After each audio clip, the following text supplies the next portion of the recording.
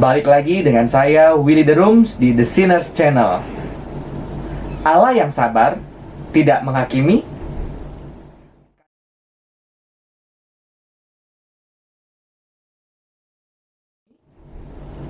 Kadang kita begitu jahatnya ketika kita melakukan satu dosa, lalu kemudian kita tahu kita salah.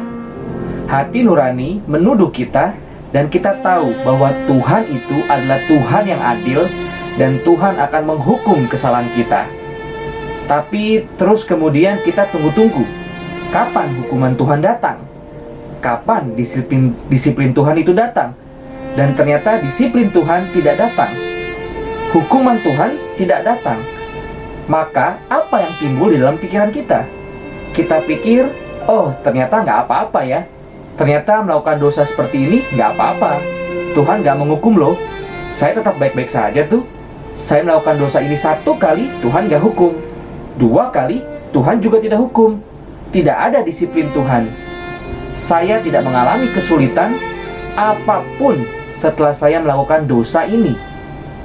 Maka kemudian kita berpikir, oh Tuhan itu ternyata tidak menghukum. Di sini kita lihat ada 2 kemungkinan. Yang pertama, kita menerima ajaran yang salah, bahwa Allah itu penuh kasih. Bukankah ini yang sering kita dengar, Allah itu penuh kasih? Ini tidak salah, ini ajaran yang betul.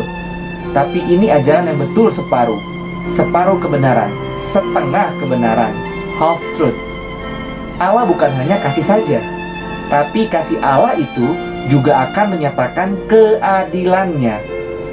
Allah yang kasih itu adalah Allah yang juga adil. Ini adalah yang pertama. Kalau kita terlalu sering mendengar pesan bahwa Allah itu kasih, Allah itu akan mengampuni dosa-dosa kita. Kalau kita datang, lalu mengaku dosa, bertobat, maka Allah itu pasti akan mengampuni dosa kita. Itu betul. Tapi jangan dilanjutkan. Kalau begitu, saya boleh dong berdosa terus? Tidak. Lanjutannya tidak boleh. Jadi kita salah mengerti berkenaan dengan Allah.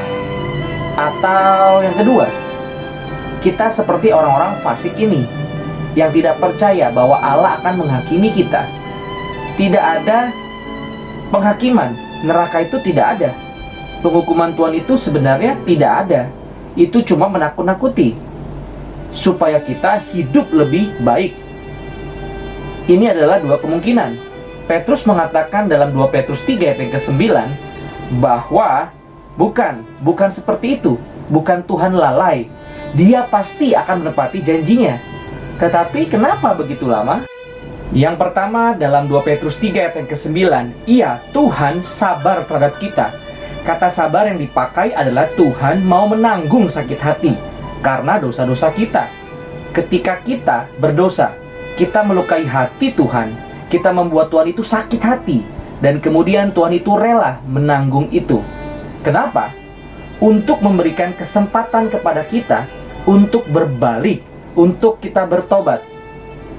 Pas dengan 2 Petrus 3 ayat yang ke-9 di bagian yang terakhir, ia menghendaki supaya jangan ada yang binasa, melainkan supaya semua orang berbalik dan bertobat. Kekristenan tidak percaya dengan universalism. Alkitab memberitahu kita, tidak semua orang pada akhirnya diselamatkan. Tidak.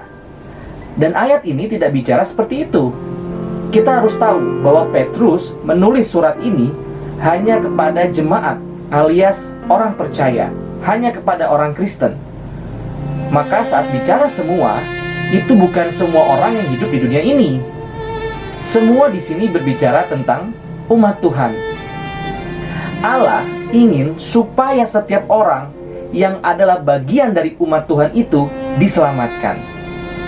Tapi kita juga tahu, tidak semua orang di dalam gereja memiliki iman yang sejati.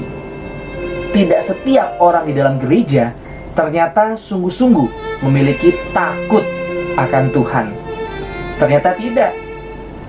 Tetapi Tuhan memberikan kesempatan ini. Tuhan memberikan kesabaran. Ada satu contoh, yakni dalam Kejadian pasal 15, ketika Tuhan berbicara kepada Abram. Tuhan berjanji akan memberikan keturunan kepada Abram, dan kemudian Abram percaya.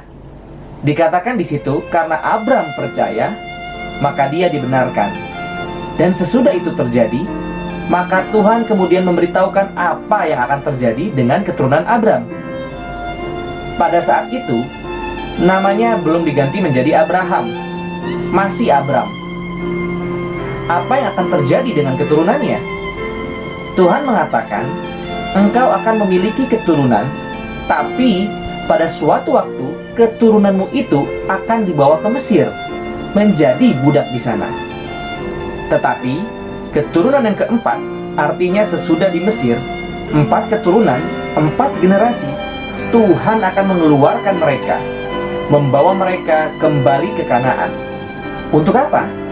Untuk menghukum orang Kanaan.